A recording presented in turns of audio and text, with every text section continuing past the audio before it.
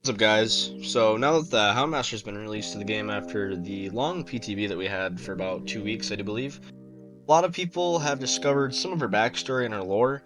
Now I can actually really dig into it myself, now that she's actually been released to the game after happened this weekend, chapter and all that. And so I'll separate this video into some chapters so it's a lot easier to go through the video if you guys get lost. And before I dig into this video, and no, that wasn't a pun, I swear. If you guys enjoy this video and want me to post more like this, because this is kind of like my first lore video, I'd appreciate it if you guys would leave a comment below. Also, if you did enjoy the video and checked out any of my other videos and you guys are enticed by any of that, you guys can feel free to subscribe because, I mean, why not? It helps me out and appreciate it. Just can keep on watching videos if you guys do enjoy them. Anyways, let's get on with the video. Here's the story of Portia May. So the Houndmaster, or Portia May, as she was called as a child, was born into a prosperous sailor and merchant port town in the Caribbean called Fortune. Whilst living on the island, she was exposed to various cultures and knowledge from being born in the town because everyone came and went as merchants and sailors. Her father was a sailor himself and a lover of stories like Shakespeare, Arabian Nights, and Greek mythology. She also instilled within her. He also instilled sailing, celestial navigation as well.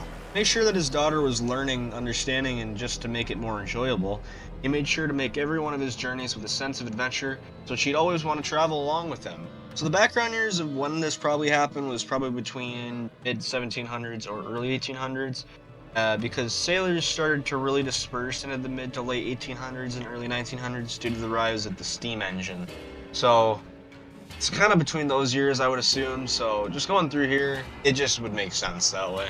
So on one of her trips with her father in Italy, where he traded sugar and silver for certain things, they ended up acquiring a litter of Corso puppies, specifically Cane Corso puppies, that were all used for Fortune's yearly hunting games. Father also promised that she could keep the strongest dog of the litter for her 12th birthday. She ended up naming all the dogs with names like Caesar, King, Shah, Athena, and the runt of the puppies, Snug. Before she could start their training, their boat was pushed off course by a storm into an area controlled by freebooters, which is another word for pirates of the time. Anyway, her father tried to steer them back to safety, however they were quickly taken by Mad Moloch, a feared pirate of that time as well. Once they captured the entire ship, they made the crew fight against each other for bets, and Portia's father didn't want to participate. The result of this was one of Moloch's men, his son Tariq, tortured him for hours and then finally killed him, slit his throat. After finding out about her father's death, Portia had to lead them back to Fortune, and she watched them pillage and burn her beloved town to the ground. Using what her father taught her, Portia led them in an area that was claimed to be cursed. This place was known as Dragon's Tooth and was believed to be a place where monsters roamed. You're going to lead him there to kill him. If she died trying to do it, so be it. With nothing left to lose, she tried to steer towards the island, and she found out there was definitely something wrong with the place for sure. I mean, it was surrounded by a black fog and a fierce wind. And Moloch immediately turned away from the island. Didn't even give it a good check or anything. Immediately turned away from the island. And Portia didn't let this faze her, and she kept going through the fog.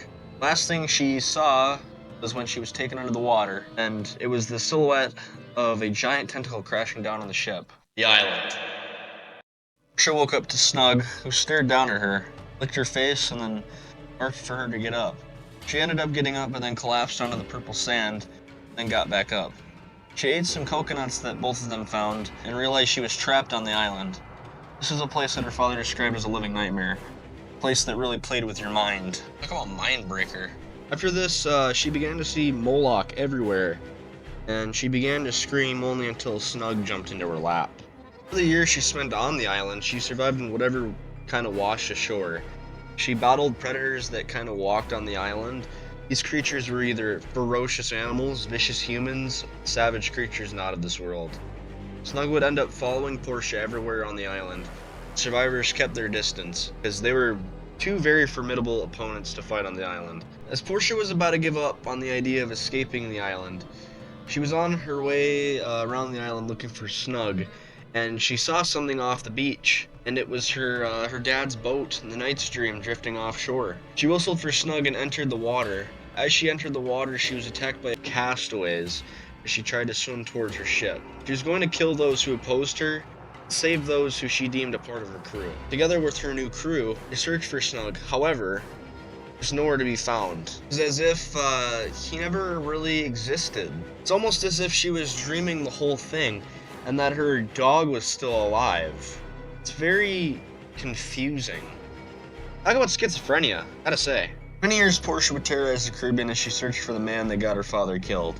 She only attacked pirates, stealing their gold and torturing them to fill the pit of darkness within her own childhood. A pit of blood that had to be filled. On some occasions, she could never have enough. It would squeeze her mind until she saw every one of her crew members with Moloch's face. She would end up attacking and butchering everyone until guard dogs barked at her to stop. Moloch would eventually dematerialize into a dark black fog. The crew was terrified of her madness. Thought they would end up getting killed themselves. They ended up starting to conspire a mutiny against her. By the time that Portia was done with their little act of mutiny, maybe about 5 of them left standing, pool of blood and gore. They threw themselves to her mercy as the guard dogs waited for the command to kill. She spared them. Killing Moloch would take more than just a few people. She ended up steering the ship toward Moloch's island. Moloch was out on the sea, though. However, they captured his son Tariq and locked him up in his father's return. When Moloch came back, the only person there was Portia, offering jewels and gold. He, of course, took this offer. Portia offered him a feast. He asked where his son was and said he'd join them for dinner. There's a little surprise there. I'll get to that in a couple seconds. She was definitely right in some way in that manner. Moloch asked what the meat was, and Portia pulled out a golden food cover and presented Moloch his son's decapitated head. Moloch roared in anguish. She revealed in his torment as a thick black fog rose from the floor like a veil. Before she could kill him, he was pulled back into the darkness. At once her laughter died, her lips curled in panic and rage. The veins in her neck stood out in ridges. The talons in her mind gripped and refused to let go. She was pissed that she was not able to kill Moloch after all these years. Her pent-up rage made her unintelligible words and guttural rasps. And just as she was going to scream, she heard a bark. A bark she hadn't heard in years. She heard it over and over again. It was her childhood dog, Snug. He had Moloch's scent. She charged into the fog, finished what she started with her longtime friend. So after researching this whole thing and researching other Dead by Daylight lore, I feel that this confirms the white eyes theory. This has been previously kind of presented within the Deathslinger, Henry Bayshore, the Spirit and her father, and possibly the Wraith and his boss. I don't know about the Wraith. I'm kind of hand in hand there. It's like a 50-50 for me. Anyways, the reason why Portia kills survivors in the realm is because she sees them as Moloch. Hence seen in her Mori as well, as it said she wanted to crush his face with her. This kind of ties back to when she escaped Dragon's Tooth and thought she saw Moloch in everyone's face. Moloch is actually somewhere in the realm, he's just not seen. Her story is somewhat of a tragic one, and we've seen this in a lot of killers in Dead by Daylight, like the Spirit, Hillbilly, Wraith, Hag, Twins, and Artist. However, she's kind of like the twins.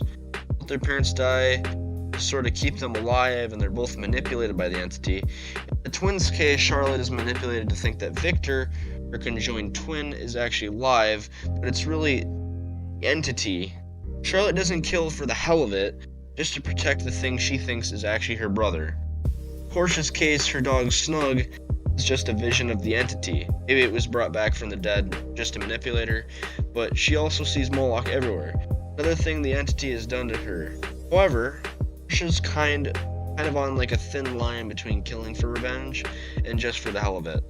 She doesn't necessarily like the realm, she just believes that this is the only place where she'll get a chance to finally kill Moloch. Another thing I wanted to point out in Portia's orangish yellow eyes, as well as Snug's, almost if they're like connected via the entity. There's not much about it, but there's definitely a clear connection to both of them, rather than just a master and her hound. That it happened after she entered the fog looking for Snug.